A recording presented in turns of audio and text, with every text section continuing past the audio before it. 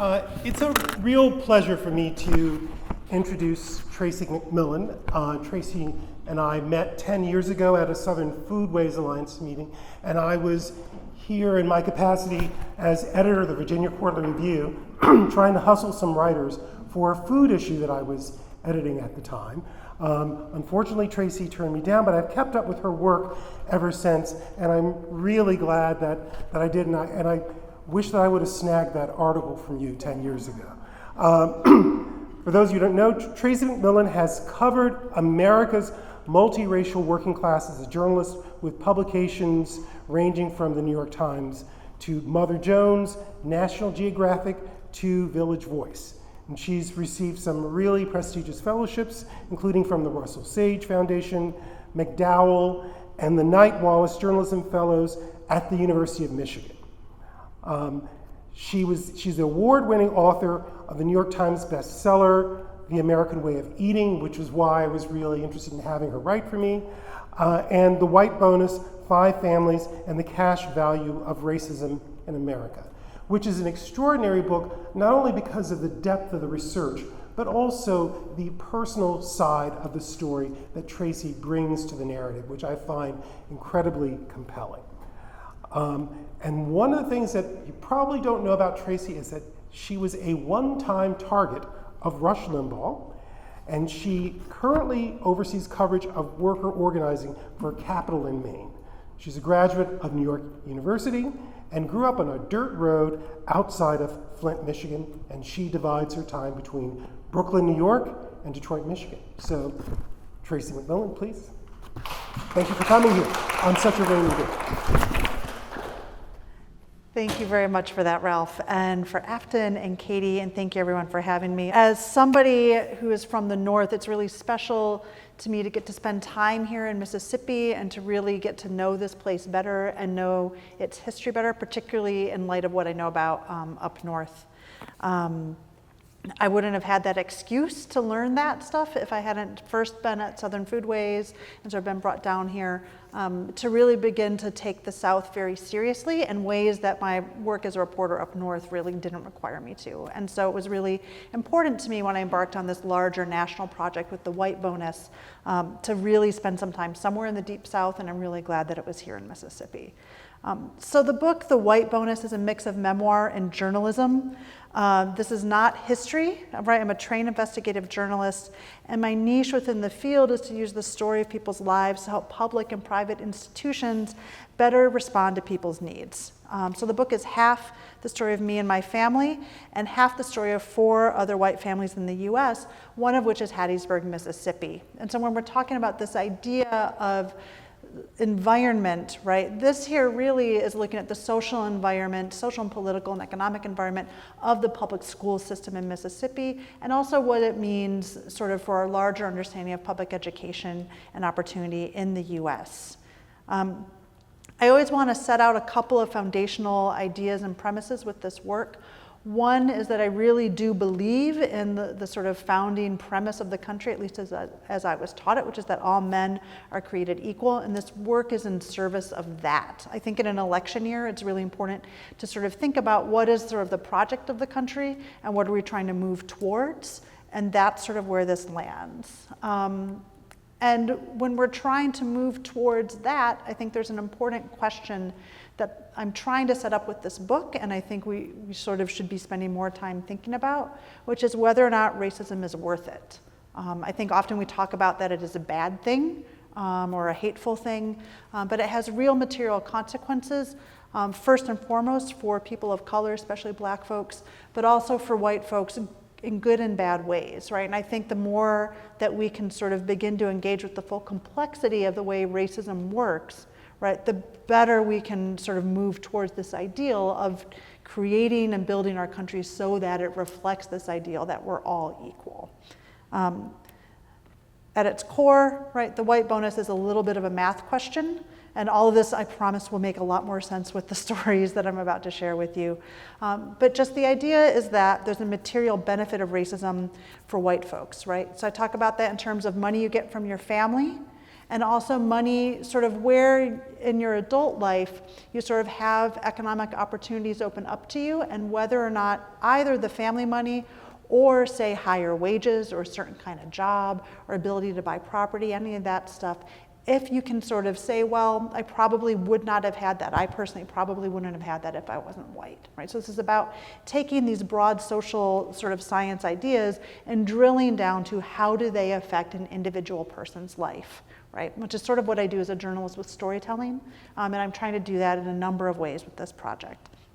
And then you also have to acknowledge, right, that there is a material cost of racism first and foremost, always, right, for people of color, but also for a lot of white folks as well, right? It's an indirect cost usually, and we'll get into that a little bit, but that's, you know, the focus of the talk today is much more about schools, which looks a lot more at benefits.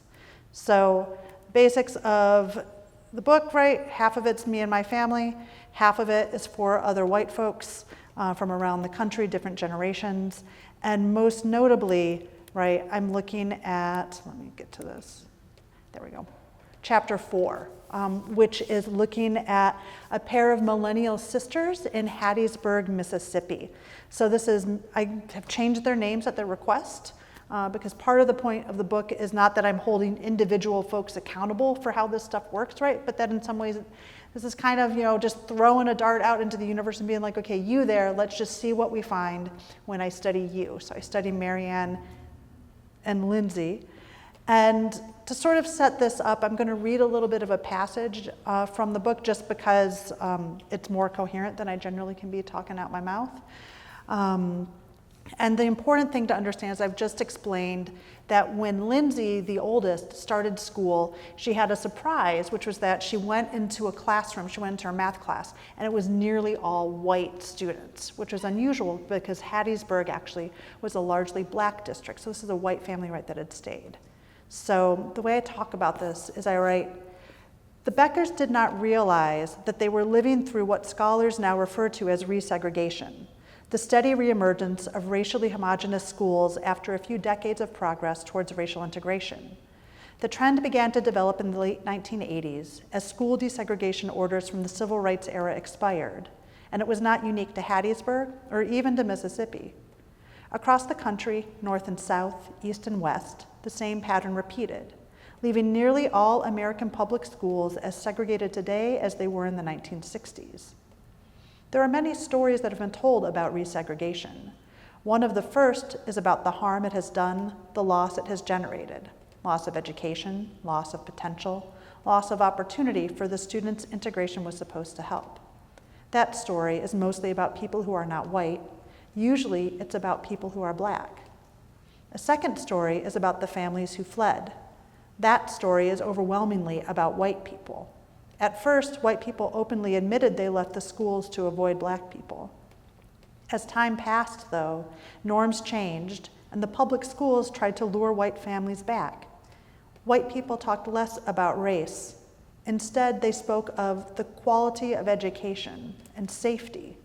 But white people's actions, avoiding schools with noticeable populations of black students, did not change much.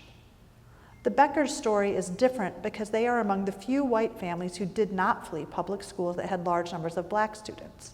For the Beckers, this was a practical decision. Both Rosie and Louis, the parents, had gone to public schools in the 1960s and 1970s. She in Ohio, he in Mississippi, and that had worked out fine. They weren't political people, choosing to engage with community mostly through their church, which was integrated, non-denominational, and Christian. When their children were little, they'd approach the public schools as a bit of an experiment. They'd try it out and revisit the decision if it wasn't working for them or their kids. Lindsay, the oldest, started school just as that district and the country largely abandoned the project of integrating public schools and began resegregating by both race and class. The next two Becker children, brothers, were there as resegregation progressed. But the youngest Becker, Marianne, was there as it bottomed out. As a white girl from the middle class, she carried many advantages with her to school that were not shared by most of her classmates, who were mostly black and mostly poor. In the end, both Marianne and her family got a lesson in what their white advantage could and could not do for them. right? So I'm sort of trying to set up there that there are benefits, yes, but there are also some costs, which Marianne bears in ways that Lindsay does not. So, right, the Becker girls, right? So Lindsay is born in, I believe it was 1989, and Marianne in 1994, might be 1 year or so, sort of moved around there. But Lindsay starts first grade in 1995. And, you know, she really comes in sort of with her family being very excited about the schools, right? Because they were thinking, okay, these are good schools, we don't mind, and these are not parents who mind having their kids attend school with black students. They say, okay, we're gonna go in, we're gonna participate in the district, we're gonna work to make it better. And these are parents who engaged a lot in this, right? And as their kids get into school, Lindsay goes in, she had gone to Montessori kindergarten, she's the oldest, right? So they had some resources to sort of throw at her at that age, and her birthday's at the end of the summer.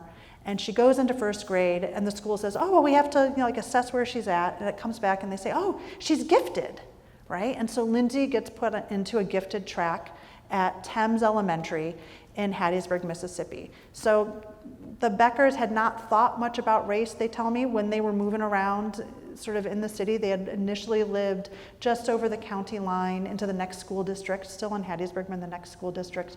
And then when they wanted a bigger house, they found this house that, you know, they have this long story about how they got a great deal on it. It's got 4 bedrooms, they're gonna have a big family, so on and so forth. And so they go and they move their family there. And they did not realize when they bought the house that it was zoned into the Hattiesburg school district. But then, you know, their kid goes, she gets found gifted, and, you know, the mom is sort of talking with me like, you know, I kind of understood some stuff about race there, right? And she sort of talks with me, and I found her very charming, right? She says, oh, well, when I first moved to the neighborhood, we lived in, it had been predominantly white since its inception. So she says this very matter-of-factly, right? This is not a big deal or any of note for her. And I knew people who moved out of that neighborhood out west, which is out into the county, for white flight reasons, right? So she wouldn't ever say racism or because they were racist. She says, oh, they want to get away from this. You know, our neighborhood's always been very integrated. But I think something that as I worked on this project that became so interesting to me was that this sort of quiet assessment of being like, oh, well, this was just always a white neighborhood, you know, whatever, like that's how it is. And oh, this school is just like this, and this is, and some people left and we stayed and it was fine. Now, when I started pushing with Rosie and I said, well, what if one of your kids hadn't, what if they weren't gifted? And she said, oh, well, we would have moved. I said, well, and what if you hadn't been at Thames Elementary? Well, we would have moved, right? So there's this assumption that everything is fine and normal and race doesn't matter, but actually, right, Thames is the whitest school in that district, right? And having access to the gifted and talented program is what kept her family there. So let's see, here we go. How's this look? Okay, we're back to the girls. So we have Lindsay going through school, and she's going through school just as the district is really beginning to lose white population, because what happens when she comes in, the district is about 8 years into court-ordered integration. And I have like a chart later that'll chart this out more clearly for y'all. But you know, this is a district that had fought integration pretty steadily from the inception of Brown, right, in 1954, up until 1986. So they had not had to fully integrate all of their buildings, right, for more than 30 years after the Brown versus Board of Education decision. This was commonplace across the US, right, and they do that by busing. And you'll see, I have a little chart that shows when that happened, there's the steepest decline in white enrollment that the district had ever seen. Right, so the district had thought that they would lose about 10% of the white population the first year, and then it would level off. They lost 17% in the first year, and it did not level off. It just kept going down. But so Lindsay comes in, gifted and talented, is doing really well, so on and so forth. You know, she goes into middle school, she's in DEBS, she's in debate, she's going through high school, she's doing really well. She's in all the gifted and talented programs. When I crunched the numbers on what the AP classes looked like at the high school, even by the time Lindsay was there, right, you still had a district that was 20 to 30% white around then, but the gifted and talented programs and AP classes, right, were much, much whiter. So I believe with Lindsay, it was about 80% of the white students were in the AP classes, right? So most of the white students that stayed in the district were the folks whose parents were like, well, we can get you into the gifted program, right? So Marianne is coming up behind her, about 5 years behind, and so she hits the district just as it is fully transitioning into being well over 90% Black. And what happens is a lot of the resources then are bottoming out. The district is not getting as much attention probably as it would in other, I would argue probably not as much as if it was having a lot of white students, right? And so she's coming through that district, and her parents have already put 3 kids through that district. There's 2 brothers in between them. And the parents are sort of like, well, this is a great district. Well, it's kind of weird that they're not doing the yearbook anymore, but that's fine. Well, it's a little weird that like this service and this service and this service isn't happening anymore, but we think it'll be fine. But so Marianne, when she graduates, she's done a lot of the same stuff Lindsay has, but she graduates really unprepared for college. So Lindsay, right, had done really well. She got scholarships, and she goes off to college. Marianne gets some scholarships, but she goes to a small liberal arts school up north, and she really struggles both with being Southern in a northern white place, and also being a white person from the South, where she's in the whitest environment she's ever been in before, and most of her classmates in her experience were expecting her to be racist, right? And so she just really was struggling, and she also did not, to her sort of explanation, right, didn't really know how to write a paper, had not been put through the sort of academic paces that school required, and she ends up flunking out, right? So she has this hugely difficult time and ends up coming back home, right? So these are 2 very different stories, and I wanted to understand, how did that happen? What did this look like? Because when I talk to the parents, they say, oh, well, there's some white flight reasons, I don't know, and there was, some stuff happened, but, everybody pretty much gets along now and it's fine, other than those folks who went out there. And then you talk to, I tracked down some, some former administrators, and they say, oh, well, there's a period where we were integrating without integrating. How do we do that? So I went looking, and this is a journalist thing, right? I did not think when I was casting these profiles, right, to sort of be like, not only do I need to find people who will talk to me, which is the first requirement, but I need to find people who will talk to me about a place about which there is a lot of original history already written that I don't have to recreate. And I failed at that. There is a beautiful history of Hattiesburg by William Sturkey, but it does not delve into the specifics of school integration over time, right? There's snapshots of it. I highly recommend that book. It's beautifully done and really delves into the civil rights history in that city, which also, interestingly, right, this white family that had moved there later in their sort of past that time period really didn't know anything about that history, right? And sort of just talked about it as like, well, we're an integrated place. And also Charles Bolton's Hardest Deal of All, right? Which has, again, bits and pieces of Hattiesburg in there, but nothing authoritative where I could go and sort of look at sort of the timeline of legislation and what was happening in the community and see what had actually happened. So I ended up going down to MDAH, that's why I had this presentation there yesterday. And I actually created an original data set pulling archival superintendent reports from 1940 through 1964 out of the archives, right, putting them into a spreadsheet. And then 64 to 68, there is no racial demographic data available because the schools were no longer supposed to be formally segregated, so the district stopped tracking.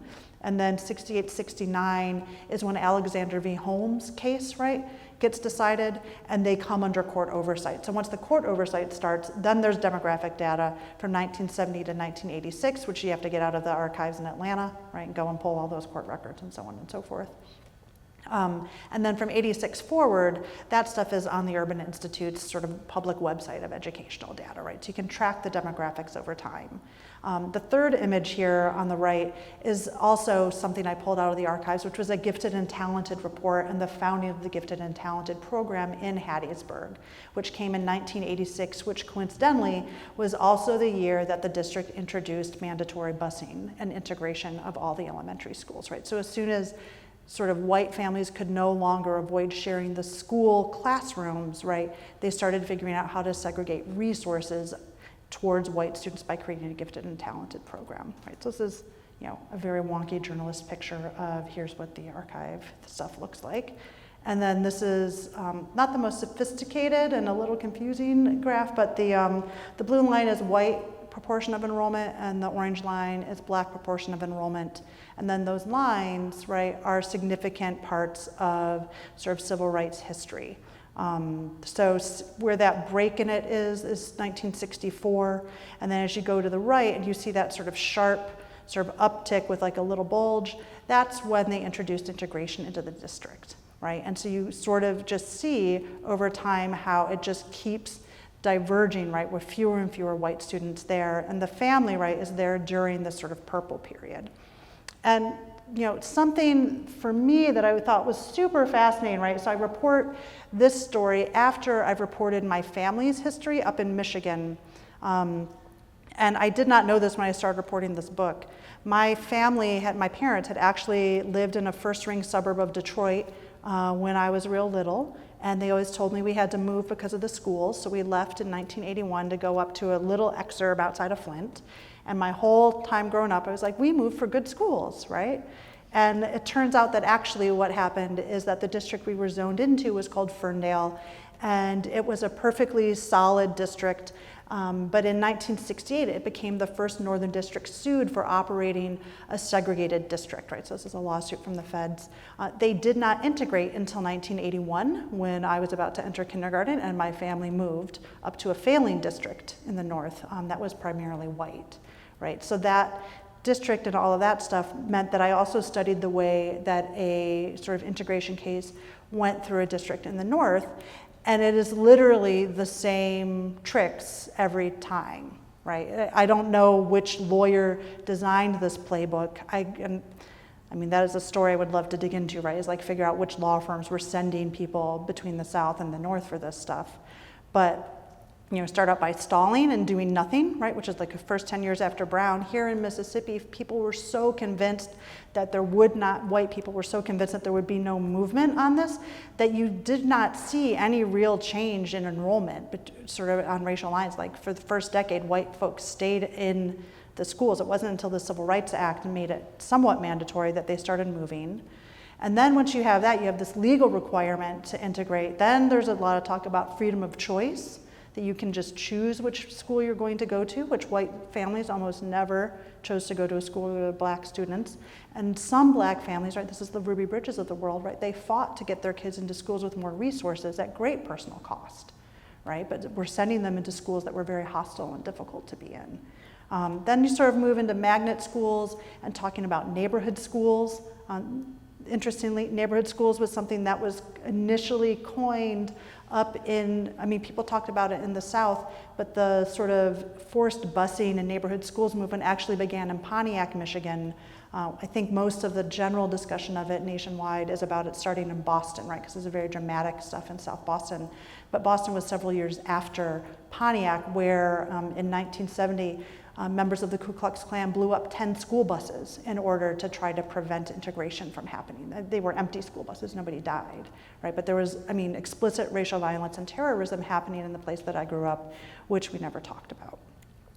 So this is Thames Elementary. This is where the Becker girls were going to school, right? Here's some of, you know, I've sort of mapped this stuff out here, so I've sort of talked us through that.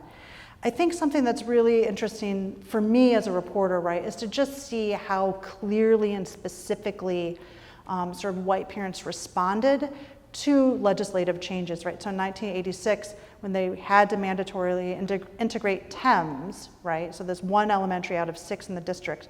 Before integration, 75% of the students in that school were white. Once it became mandatory to make every school in the district reflect the overall district's demographics, right, it cut white enrollment in that school by about half, right? So this next decade after that, you see this white flight happening. You see about 1,438 white students leave Hattiesburg, like in terms of the overall enrollment in that time period. The neighboring Oak Grove district gained more than 1,600 white students over that time period, and Petal, right, more than 600 over that same time period, right? So you see very clearly that it's moving over.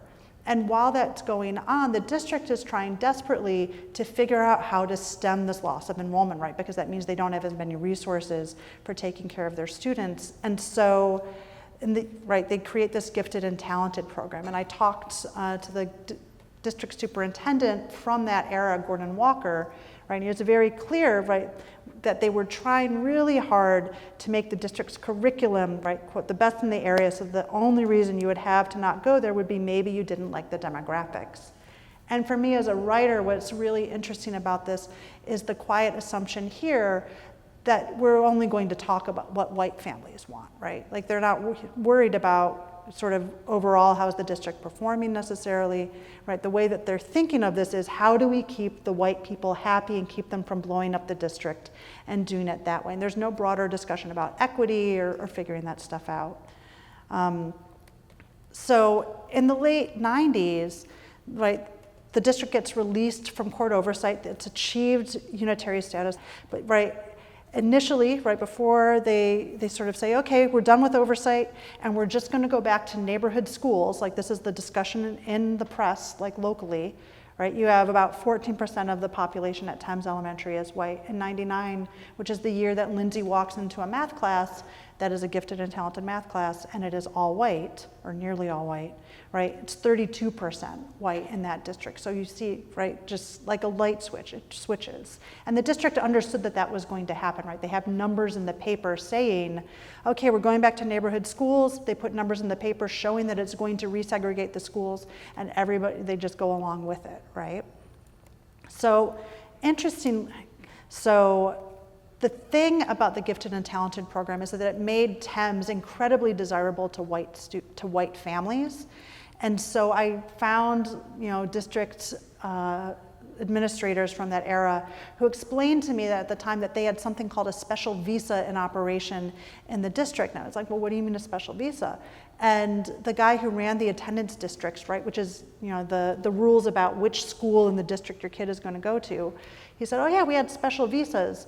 And really it was just like, it was the white families who lived in the historic district downtown, which is not near Thames, and they would get a pass to send their kids to Thames, right? So he was constantly trafficking these requests from parents to send their kids into different schools, and there was a special visa that you could request. This was never written down because I sure tried hard to find that document, right?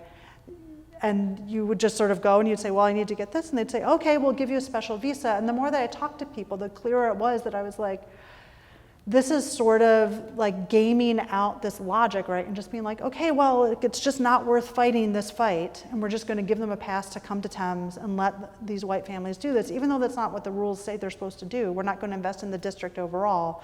We're going to have a special elementary, and we're going to let the white parents go to that, send their kids to that.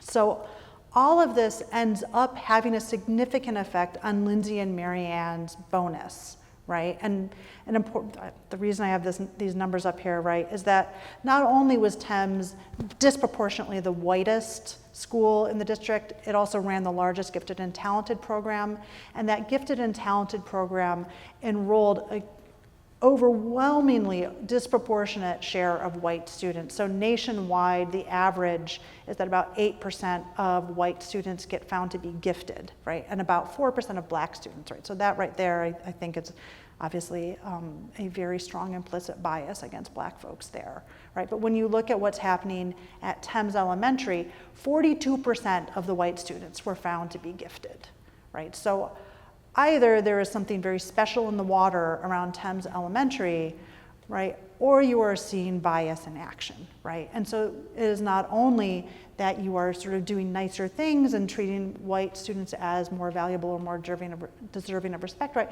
but you're directing educational resources disproportionately to white students, right? And I think for me, a lot of doing this research really underscored how much racism sort of trickles down into these material effects. And so for Lindsay and Marianne, they end up being a really interesting study in both the benefits and the costs of racism, right? Because Lindsay does well. She gets scholarships to university. She marries a wealthy guy at university, and they have like a nice middle class life. They're totally fine, it totally worked out for her. But her sister, right, who's going through this district as it is failing, and it is failing so much that, Marianne was telling me about going into, essentially like an AP type test. It was something specific to the district, but a test where you're supposed to get college credit, right? So it's all the smart kids in the school. So she and her friends go in and they're taking the test, and people start walking out and sighing and dropping their pencils because they had not learned anything on the test. Marianne said to me, we watched Apocalypse Now.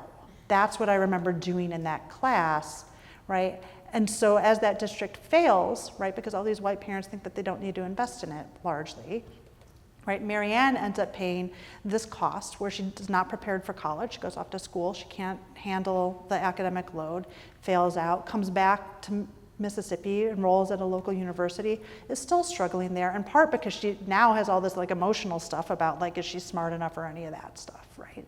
Having a very hard time. And she ends up, coming into a lot of debt without a degree. And so when you start looking at what that translates into financially for these girls, right? So Lindsay, right? Her parents had spent, bits and pieces of money on her while she was sort of just out of college or helping her prepare her for tests and things like that. And it translates into college scholarships, right? And her parents were able to do that kind of support because her mom was an accountant, right? So a white woman who became an accountant in the 60s, 70s, very strong evidence, right, about racial discrimination in sort of whether or not black women and black men were becoming accountants at that time, right? The father's family, very financially stable, not big money people, but they own a lot of land out in Simpson County outside of Jackson, including, what was, land that came into their family in the 1860s. And family at the time that prior to the Civil War had owned people, right, and had wealth in that way, right? And so that is a big stability for them because they have timber on that property and all this, right? So that family has a lot of stability where they can give this benefit to their daughter, which then translates into these scholarships for her. But for Marianne, it works real different, right? Because the money that her parents are spending on her parents, right, end up seeing, this is their youngest kid, and so they see that she's going to be $30,000, $40,000 in debt and never get out from under it, right? Like she's largely working retail jobs and trying to go to community college and things like that. And so they make a decision, this is not where they normally would land for their kids, that they're just going to pay off her debt for her because they don't want her to be saddled with that going forward, right? And so that she both faces a cost, and then it's the white bonus that her parents have, right, that enables them to pull her out of it and give her a fair shot at having a stable adulthood. Right? And so for me, doing this study ends up being a real question about not only admitting, like, what does racism give to white people, right? What did it give to the Becker parents? What did it give to Lindsay and all of that? But also, what does it take from everybody, but including white people, right? Because I think often white folks sort of avoid this conversation because we think that if we admit that there's advantage from racism to us, then it's going to get taken away and we're going to have a really hard life. And that's not the only response that we can have, right? We can also say, well, this actually isn't working out real well for me either way, so maybe we could just, this is me talking now personally, right? Like maybe we could just start looking at how do we build this country so that everybody's decently taken care of. And I do think that that's possible. But first we have to ask this question about, is racism worth keeping? And if the answer to that is no, right, then we move forward from there. So that is me talking for 31 minutes and 30 seconds, it looks like, which I think is long enough. And I would love to hear questions from people. What are the demographics of the public school teachers during the 80s and the 90s? Yeah, I'll repeat that for the mic. So the question was, what were the demographics of the public school teachers in Hattiesburg, I'm guessing, like in the 80s and 90s? And the short answer is, I do not know. There was, a very beloved historic set of black schools, like in the city's black neighborhood. So I think there were teachers in that district who were black that had stayed through for a while. An interesting piece of history actually is that Stacey Abrams' mother went to the public school, the black school in Hattiesburg, and actually has been part of sort of like excavating that history and sharing it. But short answer is I do not know. I do know that in Thames, it was integrated. I think that there was at least one, well, somewhat integrated. I think the girls had at least one black teacher. And, you know, their parents were always very eager to talk with me about the black people that had intersected with their kids' lives, right? To sort of make sure that I understood that they had an integrated life in that way. So I'm familiar with Alexander versus Holmes. I guess it was in the fall of '69. I know that, what's his name, writes the book Yazoo. Willie Morris writes a book about how integration comes to Yazoo and the Yazoo High School in a painful way in January of 1970. I was not, and so my understanding is that what that decreed was unitary school districts. You could not have a black school and a white school. They had to be combined, and it did a lot of things to black teachers and administrators in black schools. Some of them lost their jobs. I was not familiar with the delay. 16 years later, something else happens. So can you talk a little bit about what caused the delay between, like, what happened in Hattiesburg in 1970, I guess would be the question, and what then happened in 1986? Didn't their school districts come together? Right, so the consent decree comes down, right, but then the district has to put it into place, and they dragged their heels and tried a lot of different variations of, well, maybe we'll integrate by doing magnet schools, right? So there's a period where they kind of have some magnet schools and are trying that out, but it doesn't actually functionally integrate. And so then during the court oversight, right, I mean, you go through the court documents and the court's like, well, that's not really integrated, so you're gonna have to try something else. So 1986 is when they finally achieve integration through a plan where the court is like, okay, this seems like this is going to work. So they fight over it for about 16 years. And the same thing, right, was happening in the district that my family had been zoned into. I mean, they fought it for 13 years. Because my understanding was that 1970 was like, it's time, like it has to happen now, that was the way they'd been taken. So I didn't realize that they continued to dither for 16 years in a sense. I think a lot of districts did. I mean, this is, right, I only studied these. I know that the story in the Delta is very different from what happened in Hattiesburg and in rural areas, so this is very specific, I think, in some ways. I mean, it's close to what happened in the north, but it's very different from the rural districts, and particularly when it's, you know, Hattiesburg had like 6 elementaries, so you could really, if you wanted to dither, you had a lot of room to wiggle around, right? If you only had 1 or 2 elementaries, right, not as much. I mean, one interesting thing that I realized over time was that often what happened when there was an integration order came down is that you just sort of kept moving the kids around a little bit, and the only way that you could really, and this is still the case in the northern district I studied, the only way that you were able to like really operationalize integration was to just be like, all right, all the kids of the same grade have to be in the same 1 or 2 buildings. You can't have 6 different elementaries that each have a first grade and a second grade and a third grade, because it's just going to make it possible to sort of centralize by race. Whereas, you know, up north, I think there were 4 elementary schools in that district, and one of them had like every black, all but like 5 of the black elementary students were in this one elementary school, and there were no white students in it. And the only way they ended up fixing that was they just said, okay, like kindergarten through 3rd grade is in one building, like 4th and 5th is in another building, and Hattiesburg does something similar. But I think the rural and Delta communities, it was real different. Thanks for that. Shiraz? I'm wondering about the GT programs. I was in a GT program in Texas, and I you know, it was mostly a white class, so I'm aware of the neo-segregationist thing going on. But now my nephew's in a GT program, and he said it's mostly Pakistani American kids reflecting the community. So I'm just wondering, like, if there's something salvageable from those programs, did you find, or is there something kind of built in, like you said, something in the water where the way they do these, I guess, that kind of forces it to be somewhat segregationist? Right. I mean, this is also a broader question about G&T programs in general, right? Because it is deciding, like, some kids need these extra resources and encouragement and this special thing so that they can succeed, right? And you make a decision to put more resources into those kids, right? So then I think any time that you're in I don't believe in our society we do a very good job of being straight merit-based, so there's often any social inequity is going to get layered into that. I mean, for me, the question about the school where it's mostly Pakistani American kids would also be to get some sense of what, like the class question, right? Because economics, I think, does have a lot to do with it. It's not the only thing. You also have a question of, is that a primarily white school and all of the Pakistani kids end up being gifted and talented, or is it a very racially diverse school or not a lot of white kids school, right? You sort of have that question. Those would be the sort of two things I look at it. I will say for me, I sort of default towards being like, I think we should just make public education as good as possible and try to make the lowest part of it as good as possible. And then the kids who are really talented and good at stuff, right, they're gonna do fine and move forward. But I think I get really utopian about this, right? I'm like, I think we should just make everything good for everybody, you know, and I think folks who are working in education, right, I mean, my partner's a teacher, right? So there's pros and cons to that kind of tracking, but.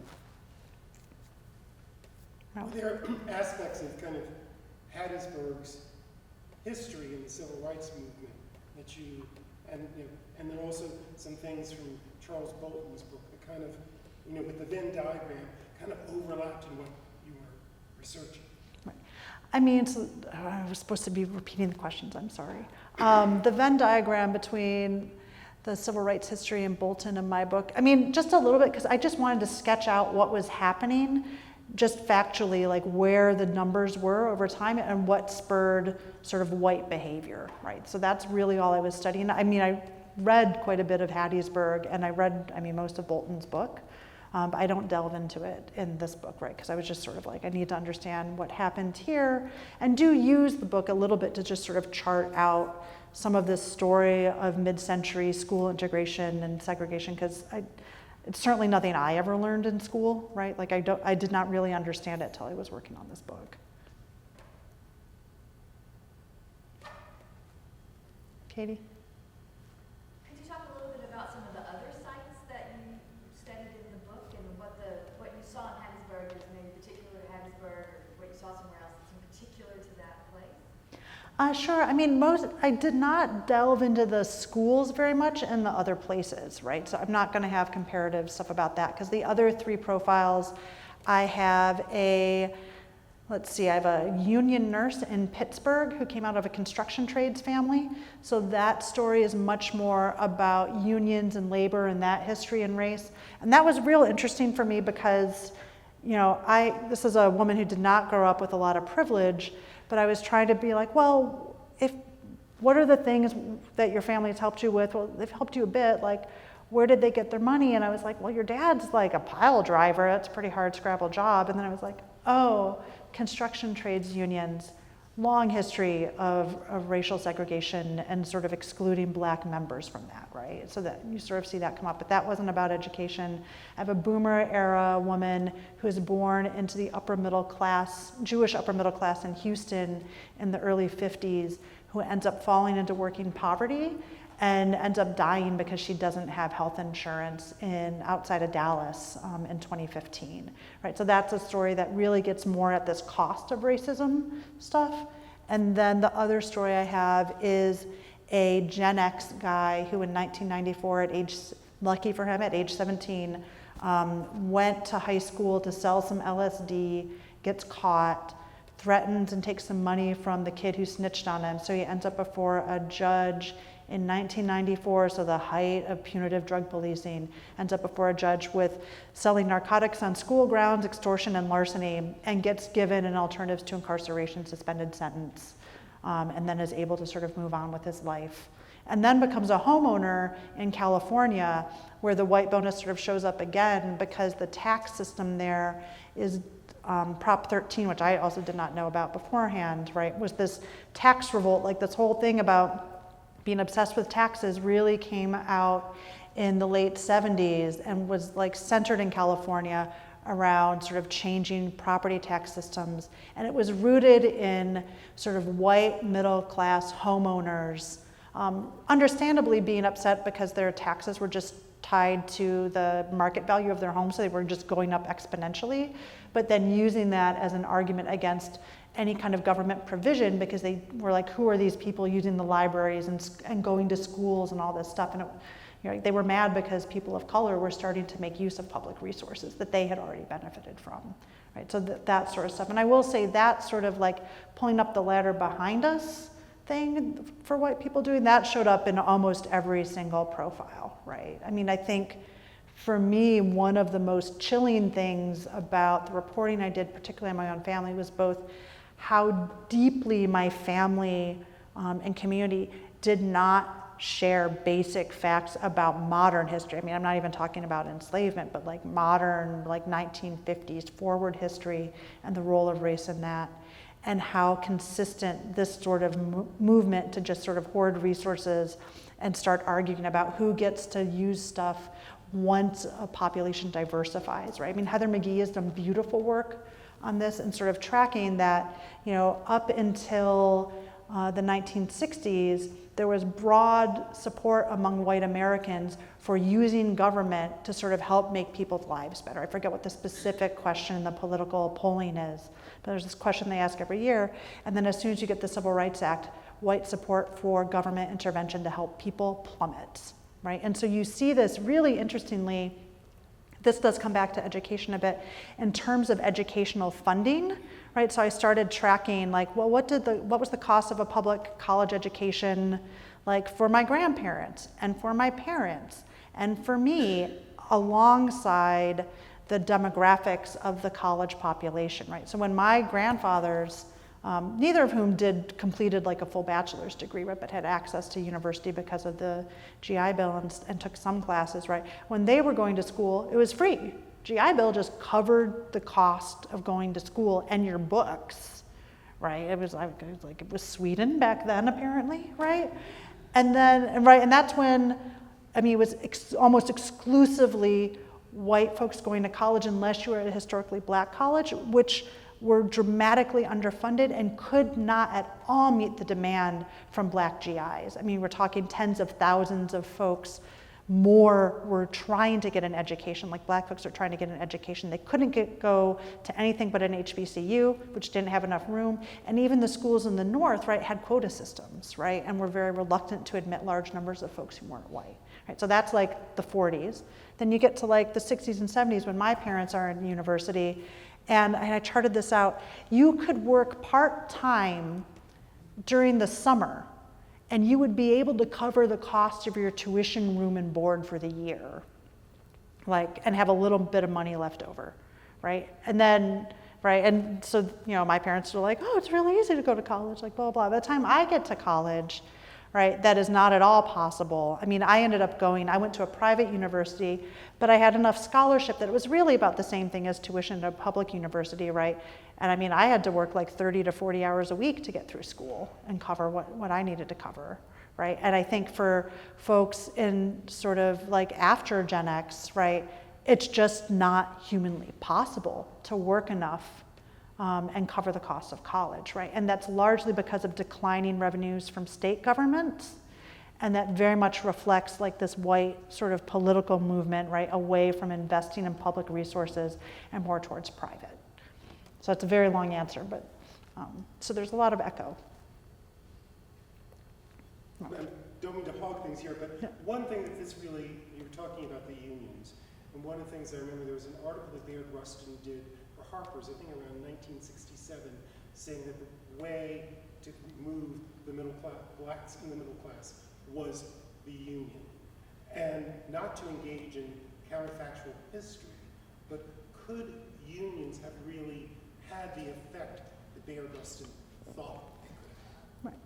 I mean, I think unions can be an amazing engine for social change. It is also where when they are integrated, right, that is where people do the hard work of learning to get over prejudices because you have a common goal in mind, right? You've got to beat the boss or whatever. Like there's good sort of studying of that.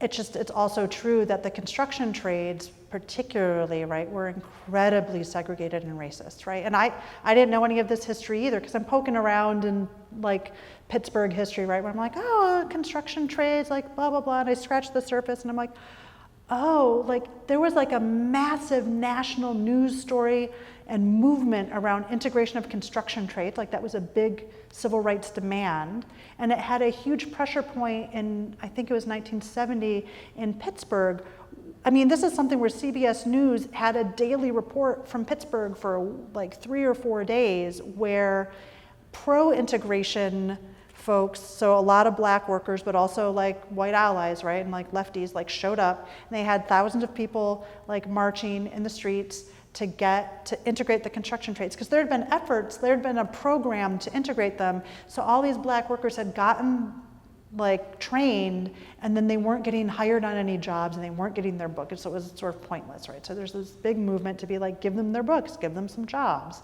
And that goes on. There's 1 day of protest, a lot of unrest, but everything's fine. Second day, like more than 100 people get arrested, people get injured, journalists get arrested, right? A lot of crackdown from the police.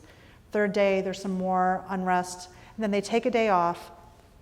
These white protesters, the folks protesting for integration of the construction trades are marching around, and there are a lot of construction sites at the time. This is when they're building like the US Steel Tower and some bridges and stadiums and things like that. They're marching around the construction sites, and white workers had gone to work even though they were supposed to be shut down, and were throwing like bolts down at them and like urine-filled balloons. I mean, all this gnarly, nasty behavior, right? So that's happening, and just sort of covered in the news media and so on and so forth. There's like a day where they sort of take it off, they cool off, have a cool off day. And then the white construction workers have their own protest where they take over the streets, they charge City Hall, they climb up on the doors of City Hall, like over, it's like some sort of rotunda thing. So they're like, you got like 3 or 4 guys in t-shirts with bullhorns shouting, I mean, because there's, footage of this, right? They rush into the, hundreds of workers like rush into the building, they charge in, they take over an office, and they are given an audience with a city official. Right, so nobody gets arrested, nobody's in trouble, right? They get a meeting, and this ends up being just a really interesting moment, right? Because it's around integrating the construction trade. So there's some good data from that time period, and I think out of 26 unions at the time, 22 were 90% or more white, and I think 4 or 6 of them were 100% white, right? And that was sort of the nature of those jobs. So people were fighting really hard for that. And so this woman's family, like her dad had gotten into the union in the 80s, but he got the job, and her family tells this story like, well, dad got the job from grandpa, because grandpa had been there for so long. Well, how did grandpa get the job? Well, grandpa got the job from his dad. I mean, both grandpa and great grandpa got into the union when it was segregated, right? And so you sort of have that history show up. And so for me too, like just being like, when I was reporting this, it was like every time I just sort of tried to look something up a little bit, I was like, I'll just check here. I would say like 95% of the time I'd be like, oh yeah, that's like really racist, right? That's like really deeply ingrained in this in a way that I was never taught or told about. So I think unions can be really interesting vehicles for that. And I actually write about, in the book, SEIU has done some really interesting work to try and do member education with the folks that organize with them. And I actually profile like a white union nurse, right, whose best friend is a black nurse, and sort of the conversations they're having around race, which have shifted over time because the white woman has been sort of doing this kind of educational work with SEIU. But sometimes, I mean, I don't think those were easy places for most black workers. Yes, ma'am. How did you pick the 4, I don't want to call them subjects, but Right, yeah. So I found the 4 folks I profiled through traditional journalistic techniques, right, which was I knew some people who knew some people. I came up with a sort of a general archetype, right, because I had to pitch the book to publishers, right? So initially I was going to have 5 profiles, and then the book was getting way too long already, so we didn't do that. But I sort of said, okay, well, my family and my story definitely can talk about Michigan, Southeast Michigan, and New York City. I can talk about gentrification in New York because I've been living there a long time. And so what else do I want to talk about? And somewhat naively, I was like, well, my family doesn't really touch on schools, so I need a school story. And I was like, well, schools actually, I was like, I think outside of the South, right, most Americans, I think, oh, school segregation is a Southern thing, right? And so I thought starting with a story there and trying to spin out and draw the parallels with what I would find elsewhere was important. So that's how I came to that. And also just because I felt like I didn't understand Mississippi very well, and I wanted to get to spend a little more time here. I already knew the guy who had been the LSD dealer. It's somebody I knew in New York after he sort of got through that period in his life. And when he heard I was working on this kind of a project, he was like, did I ever tell you what happened to me when I was 17? So I found him that way. I will also say the Mississippi family, right? I found them through, some folks here probably know Kate Medley, right? And so Kate knew some people who knew some people who knew these people, right? And that sort of thing, right? And I sort of had to go through, there's a lot of being like, what white person will talk to me about this and is up for it, right? And whenever I get frustrated, I just had to remind myself, I just need one, right? I don't need all the white people to talk to me. I just need to find the one white person who will talk to me about this. In Pittsburgh, I found Katrina through a reunion, right, through SEIU. And then in Texas, right, with the Boom Rage woman, I know her sister. So the woman who passed, I knew her sister who's a journalist. And had talked to me a little bit about this in the past. And I had not approached her, but I had put out, like a casting call on social media. And so my friend Debbie was like, oh, this is what happened to my sister Barb, like blah, blah. I was like, well, you want to talk to me about that? Because this could be really interesting. Right? I was more interested. I come into this work having spent time as a welfare reporter. And so I have like a personal vendetta against work requirements, which I think are terrible policy and just racist and mean and awful. And so I was hoping to do something about work requirements, but that was too good of a story to pass up. So, and then I knew my family, so I'm sure they're sorry that they gave me all those photo albums and archives now. Okay, thank you everybody.